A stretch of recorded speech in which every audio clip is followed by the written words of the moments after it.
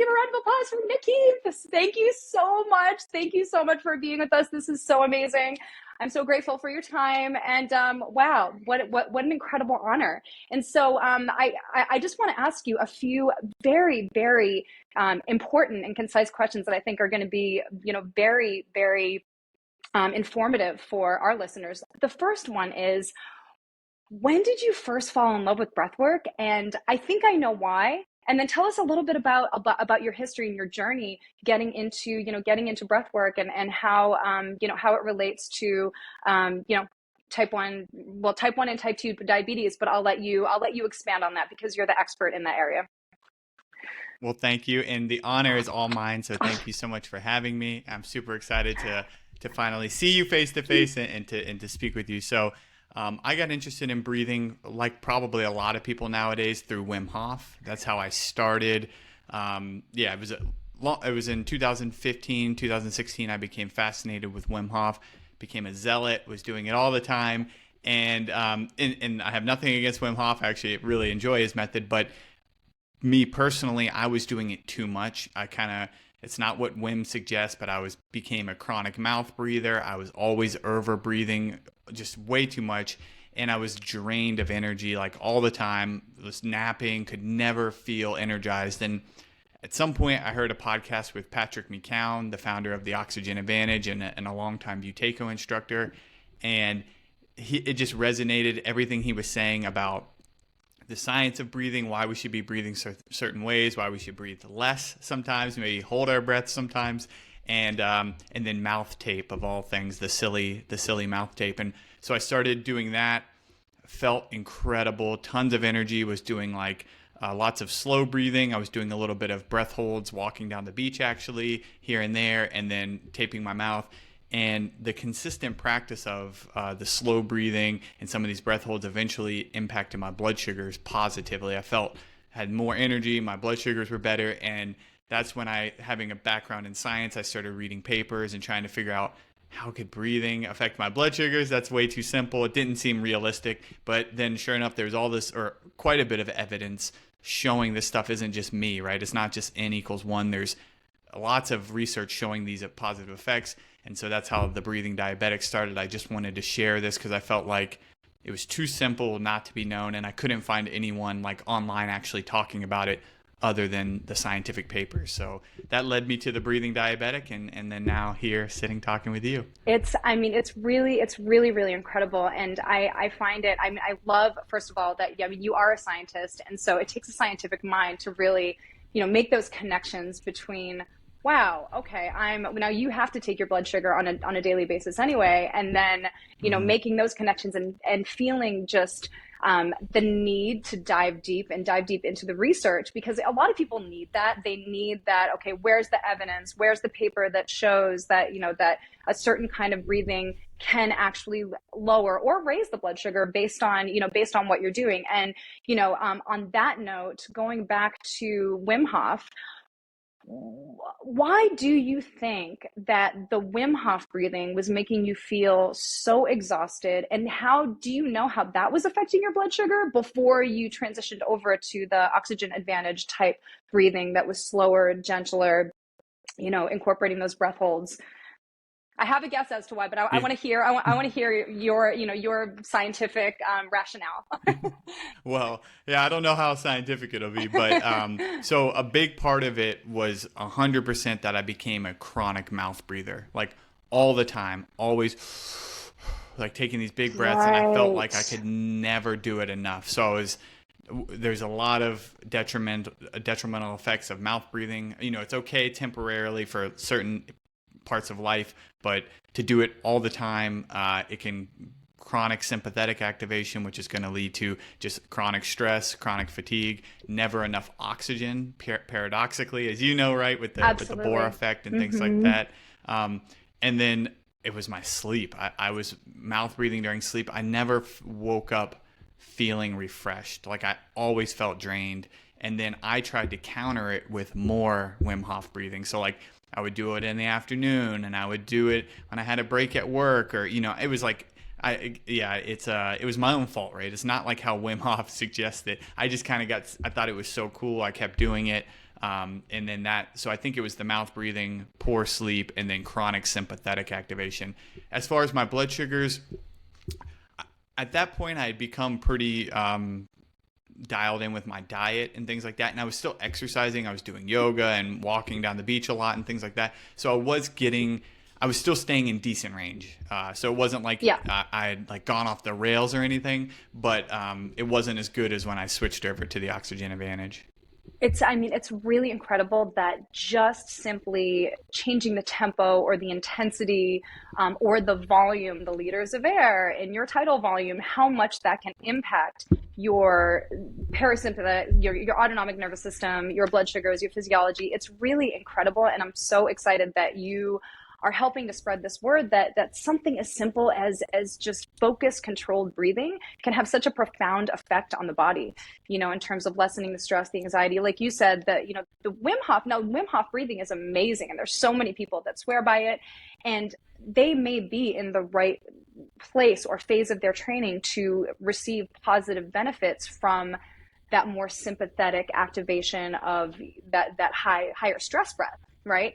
And so Mm-hmm. I think that's really interesting. And I don't know if you've ever noticed this, but sometimes those acute doses of the sympathetic, whether it be a high intensity interval or the very intense breath hold or the Wim Hof breathing, high doses of sympathetic while in action, but then that homeostatic, parasympathetic response, after the extreme sympathetic activation. And so I always find that interesting to look at how the body likes to balance itself out like that. But if you're overdoing like you did, because maybe there was a little touch of an OCD like me in there, like, A well, little if bit, I'm yeah. going Oh, to yeah. if I'm going to do this, I'm going to do it to the nth degree, so that I can really, I Right. can take notes, I can be a scientist, I can, really experience it. I do the same thing.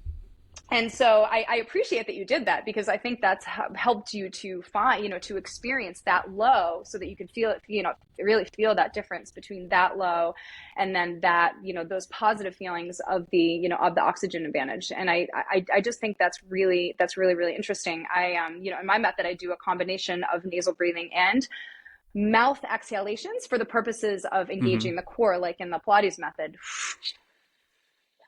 But exhaling very slowly, and also paying attention to, titrating it and periodizing the breathing, the intensity of the breathing over an 8-week cycle, because it's hard to say to someone, do the Wim Hof method and just do the Wim Hof method, go to the app and just do that, I don't know, 3-5 times a week and just do it all the time. That person could become, pull themselves into overtraining syndrome, OTS, because they're always practicing that high. It's like practicing high intensity intervals, 5 days a week, every day, every month of the year, and never giving yourself any phase of training that's lower intensity, so that you can recover and you can adapt. Have you ever experienced, with your, have you ever thought about, like the breath work in terms of exercise periodization, and how, different types of breath work, I'm sure you have, affect the sympathetic positively and the parasympathetic positively, for adaptations in the body? Yeah, of course. And that's what I love so much about breathing and breath work, is that there's a tool for everything, right? Like you mentioned, there are people who the Wim Hof is perfect for where they're at in their life. And that's what's so great about it, right? Is that, and then if you're in a point where you need more recovery, you can slow down your breathing and work on longer exhalations and things like that. And that's going to reduce oxidative stress and help with recovery. And so I definitely think about like timing of breath work, like what time of day should we be doing it, what type of exercises during which time of day, where is it most appropriate in your life. And then it all starts with like your aspirations, right? Like what do you actually want to achieve? Because if you want to be calmer, maybe Wim Hof, like you said, there is a lot of people that experience that parasympathetic rebound that's super strong, and then they feel amazingly relaxed afterward. But a lot Yeah. of people feel super wound up afterwards. So, it depends on what a person's goal is, and they might just focus on simply slow breathing, nasal breathing, and calming type exercises, because they're at a desk all day and they're stressed and they're overwhelmed with work. And the last thing they need to do is, even though those short bursts of stress, as you mentioned, are very therapeutic if they're done right, it still might be more appropriate just to do a more relaxing breathing or something along those lines. And so That's one thing I do like. For example, you mentioned the OCD part, right? I got a little too crazy with the Wim Hof. That's just my personality. I get really obsessive with things. But that's one good thing about like nasal breathing and slow breathing is it's almost impossible to overdo it. You can't. There's hard to come up with something that could be harmful about slow breathing. Of course, you wouldn't breathe slowly all day, every day, but like if you do it like 3 or 4 times a day, it's only going to be calming and relaxing. Whereas some of these more intense breath work, the conscious connected breathing and mouth breathing, those really need to be structured at the right time of day and in the right doses. Yes, absolutely. I love what you said about nasal. It's hard to overdo the nasal breathing. It's like, that's something I love about self-limiting exercises, exercises that won't let you do too much of them, balance exercises or just the things that that you could just do all the time. And it's feeding your body. It's therapeutic. Mm-hmm. It's really strengthening that parasympathetic nervous system. And it's re-energizing, it's so nice to have something in your life. And I know that you have a program on the breathingdiabetic.com that probably hones in on that quite a bit. You want to talk a little bit about your program? I mean, without giving too much away, of course. Well, no, yeah, and it's really just based around that right there, around calming breathing and breathing for better blood sugars. But when I say that, but it's really about it's called breathing for diabetes, but it's really for anyone with a chronic disease, chronic stress. And it's about just taking some super basic principles like slow breathing, nasal breathing, in through the nose, out through the mouth, and then alternate nostril breathing, and structuring those in a super, super practical, simple way that you can implement in your life to do all these things that are going to be helpful. As a diabetic, I look at things like blood pressure regulation. We know that slow breathing consistently has been shown to reduce blood pressure, autonomic balance. So people with chronic disease, especially diabetes, we're shifted more sympathetic. Our body's in this chronic fight or flight state because we're dealing with ups and downs of blood sugars and all the emotional stress that goes around.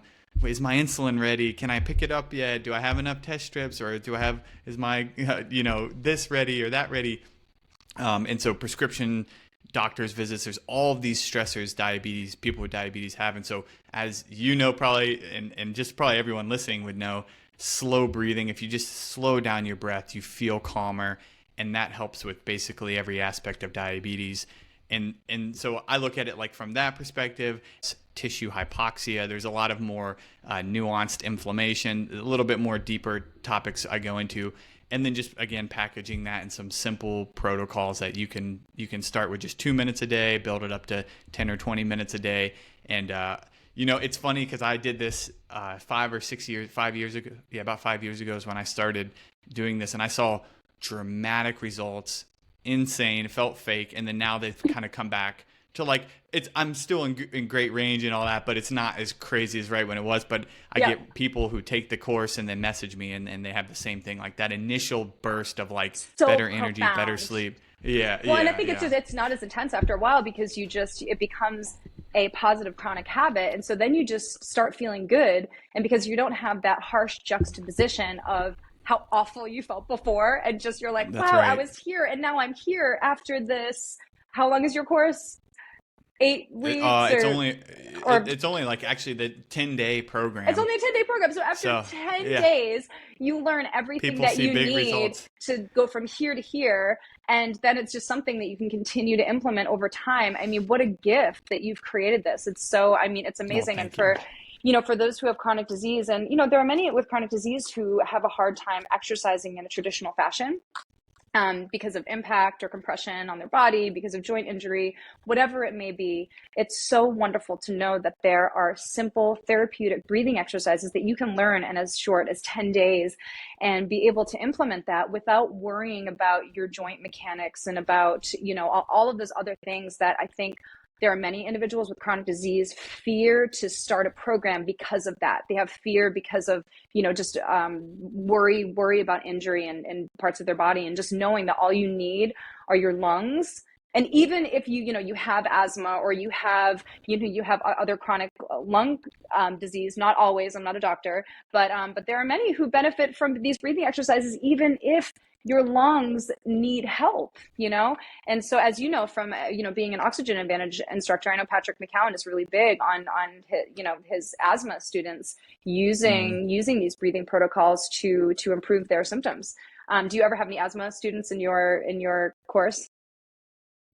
I don't know if I've in the course. I'm not sure because I don't get to speak with all of them one on one. But I definitely interact through my newsletter and stuff with asthmatics, people with all sorts of range. It's actually crazy, and you start to feel like, and I say this a lot, like a used car salesman because it's like Yep. it seems like it helps everything. It's like, oh, COPD, like that's Right. there's some studies showing it's helpful, or and it turns out like anything that's gonna like basically activate that relaxation response, that parasympathetic, just rest. Most of us Absolutely. need it. It seems like it's basically helpful for everything with very little chance of side effects. Like I'm sure there's something out there, but I haven't come across anything um, scary with like slow breathing. Like if you breathe in for 4 seconds and then out for 6 seconds, I haven't found anything saying like that's going to cause harm. Maybe there is something. You never know. But I haven't it's heard just of like it anything. see's like a no brainer. Yeah, It's it's a no well, brainer. It seems it's like. really incredible because you think about the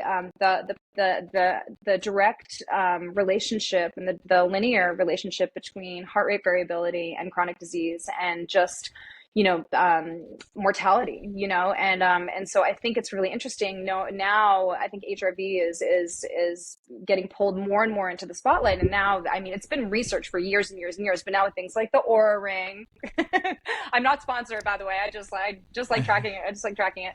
And I think it's really profound when people can see, even in real time, using an app like there's certain Bluetooth apps you can connect your Bluetooth heart rate strap to, and you can look at in real time what that slow breathing is doing to your heart rate variability. Now, it used to be that you had to go and you actually have electrodes on your body and with an EKG looking at the parasympathetic, sympathetic, and all those waves in between to see what the slow breathing was doing to your autonomic nervous system. But now we have these devices that can tell us, oh, you had a good night's sleep last night and your HRV was really, really great. And we can see that if we do slow breathing routines right before we go to sleep, or if we nasal breathe more throughout the day, we are helping really condition and strengthen that relationship between the parasympathetic and the sympathetic. I know I'm a numbers driven person. A lot of my clients are. And so it's really great to be able to show those numbers. I think both Nick, you and I were both very evidence based, and we want that research. And I know, with your PhD, I know you had your heads in both. Your head, your one head. Although you're so smart, like I could say heads, um, No, no. in books for a long time. And so I think it's so important to be able to, to be able to speak to the science. I think it's also really important to be able to speak anecdotally. I mean, as you know from studying the Buteyko method, I mean, he was working very much anecdotally, but anecdotes are also, and case studies are so important. I've seen this with my online courses as well, seeing these amazing transformations, with people with even GI distress and the relationship between the autonomic nervous system, the parasympathetic nervous system, and the gastrointestinal. And I've seen improvements in individuals with IBS and also colitis who have actually stopped their medication. Again, not a doctor. I'm not saying it will happen to everyone, but it's neat to see this happen. This happen repetitively. Have you seen any case studies of GI distress lessen from from your breathing course? Yeah, not from my particular breathing course, but I have seen in the research a lot and that's what I base it off of. So I can say like it's the same principles, but I have seen in meta-analyses and things like that. These are like when they collect tons of studies and then look at common trends. One of them with deep breathing is always like GI improvement, some sort of GI improvement, whether it's, some of the things, IBS or whatever it might be, abdominal cramping, something, when we breathe and we actually activate our diaphragm, it massages the organs below it, and that helps with digestion. It helps with all sorts of things, but it seems to be a real benefit for the GI tract. And so, yeah, it doesn't surprise me at all hearing you say that because it just seems like it's so common to improve IBS and things like that with just breathing, which is crazy, right? Yes. Well, we think about, I mean, for many, and I know that I know that individuals with, with IBS and also with colitis, it depends on the cause of it. Of But course, yep. so I don't, I think in the literature anyway, it says that 60 or 70% of individuals will possibly can cure themselves of their colitis and IBS from healing the parasympathetic and sympathetic relationship. There are some when it is from, an alternate source, the cause is from an alternate source, it may not help Mm-hmm. them, but I think that's true for anyone with a chronic disease. There's a strong possibility that the breathing will help them. Maybe it won't help that specific disease, but it's probably going to help something in their life because of that, like, Exactly. really strong statistically high chance that the slow breathing is going to help something, something that their parasympathetic and sympathetic nervous system is related to. And that basically that's related to everything in our body. And especially this day and age where we're in, we have to be in somewhat of a constant sympathetic state during the day. Mm-hmm. There are not many who have this, have this choice to become, monks and be parasympathetic and focusing on their meditation the whole time. Now, there's also power in good stress and eustress and, putting ourselves in, places of high stress states for, really for cognition and for, strengthening the body. Of course, when we're exercising, we have to actually have, doses of sympathetic to actually, adapt and get stronger, to build muscle tissue, to improve our aerobic endurance, to, improve our anaerobic endurance. And, but like you said, it needs to be dosed appropriately. And most of the time, just like when I'm periodizing or I'm programming someone's exercise routine, your base, most of the hours of the day, most of the days of the week, most of the weeks of the month, most of the months of the year, you should be focusing on your foundation, which is your parasympathetic, like being as calm as possible. And then your body can appropriately and adequately respond to the high moments of stress, and that's when the high, Yeah, exactly. when that, acute bad stress, quote unquote, becomes good stress, because we've conditioned our base of, what you work on in your course, which is how relaxed can I become? I don't need to respond in that way to my phone ringing. I don't need to, respond in that way when a door slams, or, maybe I want to save those, those boosts of noradrenaline and cortisol. And I want to save my adrenals for when I'm sprinting on a treadmill and I'm dosing it appropriately, or I'm, maxing out my bicep curls or my deadlift or whatever it may be, And so that's why I think it's so brilliant what you're doing, like really focusing on like, where should the mind and the body be most of the time? And like really conditioning that to be very strong. I think that's so great. Awesome. Thank you. Yeah. And yeah, you hit so many great points, but it is just important. Like that stress is good, right? We do need stress. We need some short-term stressors, but the slow breathing and some of the tools that I really focus on are how we recover better. That's basically just recover better so that those stressful events are therapeutic and not chronic. And that's kind of what the slow breathing and mindfulness, all these, they all come back to that relaxation response. So yeah, super, super awesome stuff. Absolutely. And do you ever use any doses of breath holds or hypoxia in your program? I'm always curious about that because I know you study with Patrick McCowan, and he, has those, that anaerobic conditioning and those breath holds and Mm-hmm. and the hypoxic training, really, which I also do in my methodology in the program. And so I'm curious as to how do you integrate that in your program, or yeah, you can expand on that. Yeah, well, so in my little Breathing for Diabetes course, I don't. I do mention it on the website a lot, and I always so I have these kind of principles I suggest for people, and I consider like the breath holds icing on the cake. It's kind of like, okay, if you're a person with diabetes and you are doing the slow breathing, you're feeling good, you've reset your autonomic balance to where you feel calmer, or maybe you actually measure heart rate variability or something and you see it increase, then maybe start sprinkling in some breath holds. And of course, there's lots of therapeutic benefits to breath holding. But in my course, I don't actually talk about it, but I am in the process of making an Oxygen Advantage for Diabetes course. And so in that, I'm hoping to I expand on the science of the breath holds a lot more, and why they're beneficial to people with diabetes. But it's a weird scenario, right? Because it's stressful, but it's also therapeutic. And so it's finding that balance where, like, for a person with diabetes, if we go too hard and we hold our breaths too long, we might increase our blood sugar because the stress response is too strong. But if we do it just right, we might decrease our blood sugar because hypoxia can transport glucose into the muscle, independent of insulin and all these little things. And so it's kind of just finding that right balance for people with diabetes. If they're going to go do it, just be safe, make sure you don't have any other issues to worry about. And then that's kind of the final piece of all the breathing puzzle, is starting some breath holds and seeing how that helps with insulin sensitivity and in your sleep and all these different things that we know intermittent hypoxia can help with. Absolutely. I think I love what you said about the breath holds being the icing on the cake. And I talk to my students about that because I have 8 levels of this method I call breathography, where we're always exhaling for approximately 8 seconds.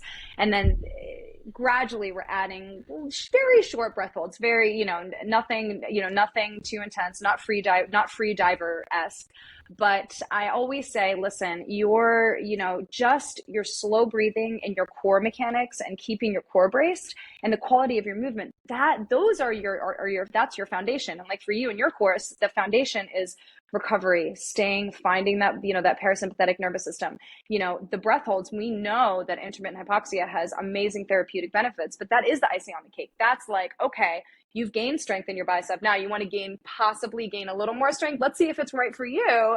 Let's add that, that inner altitude. Let's add that, let's see if your body is ready to adapt to that hypoxia, and then, tailoring it, gradually, for a person. And, I think intermittent hypoxia is amazing. I did my graduate research in that area. So I love the concept of intermittent hypoxic training. And even using the breath to get there, which I think is so fascinating and so amazing. I'm sure that you've read a lot of Xavier Warren's, the French physiologist, his papers. Mm-hmm. I know Patrick McCowan has talked a lot about him, and I found him when I was writing my graduate paper, and I just became so obsessed with his work. I read every single one of his papers. I thought it was just so profound what he was doing with actually getting to low lung volume to achieve that, those states of hypoxia. And I thought it was so interesting, the test that he was doing in his labs and looking at, wow, we actually are seeing more anaerobic metabolism, and we're seeing potentially more type 2 muscle fibers activate, all the things that you see in a hypoxic chamber. And I just thought that was so fascinating that we could use our breath to achieve that, which, for a diabetic, that potentially could be beneficial if you are actually getting more anaerobic metabolism in the workout, and getting more fast twitch muscle fiber, so that potentially you could increase your insulin sensitivity utilizing hypoxic training to get there. But, to your point, you could also take it too far, and then it could be detrimental. And how do you decide when you've gone too far? Are you having your students take blood glucose measurements and help, which helps them titrate it along the way? I'm sure you talk about this in your course, to figure out whether, they've gone too far with the hypoxia, or is that something that's still kind of being, in evolution?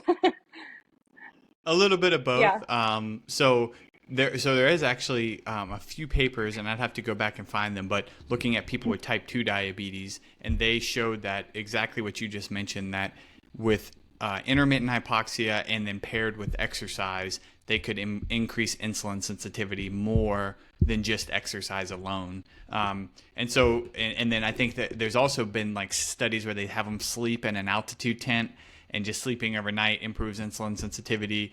So yeah, there's lots of benefits to it. But for dosage, I like a pulse oximeter. That's the easiest way to say it, to get a number. And in general, this is a very broad generalization, but you want to get below about 95%. That's really mild hypoxia, and then as low as about 80%. Now, that's not a perfect number, but it seems like around 80 to 90% is that sweet spot where you get the beneficial adaptations without the over stress. But each person will be different. It might take several days or weeks of training your breath holds to get to that level. And so, of course, if a person had a way to breathe less oxygen and just sit there comfortably, there's all these masks that deliver less oxygen, that would probably be even easier because there'd be no stress response.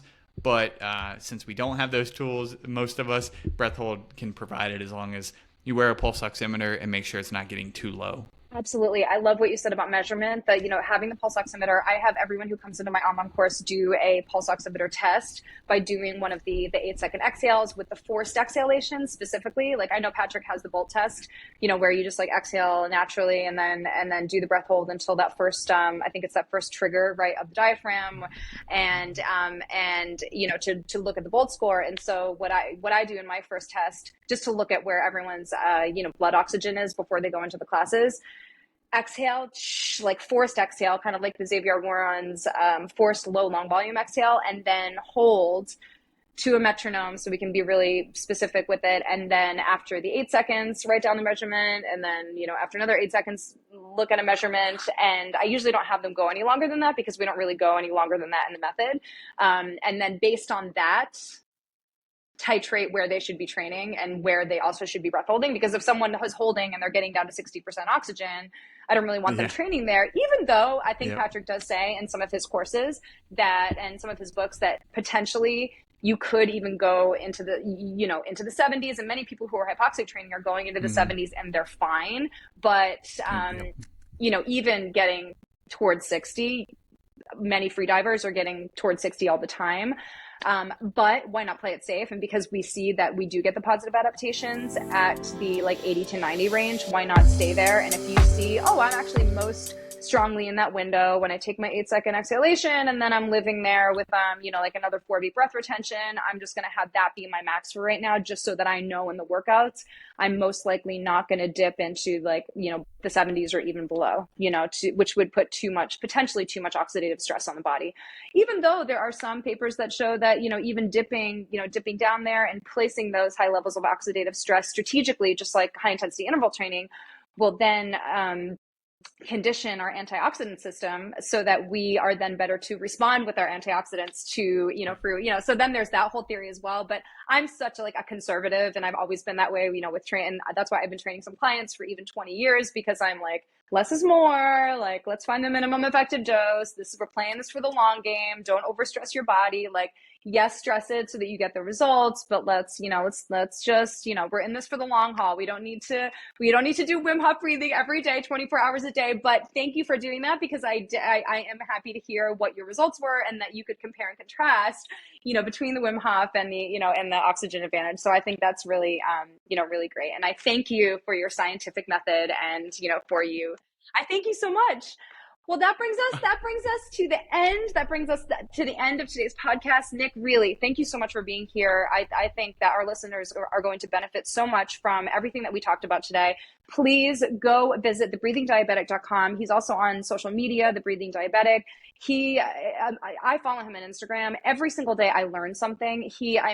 Just so amazing, the information that you're sharing on a daily basis for free, right? And then I can only imagine what your course offers. It's so exciting. I'm going to take it because I'm so curious and, so impressed by you and all the research that you've done. So I thank you so much for being here today. I hope we get to do this again sometime. Maybe you'll come back on, and maybe I'll give you a 15-minute training session in the HYPOXiX, in the HYPOXiX method, and I'll give you some 8-second exhales. Right. I'll send you an ab ribbon, so we can do the whole the core, with the 8-second exhale. Sounds like a plan. Yeah, I'm all in. All right. Well, have a wonderful day, Nick, and I'll see you at the next one. All right. Thanks a lot, AJ. All right. Take care. Bye-bye. Bye.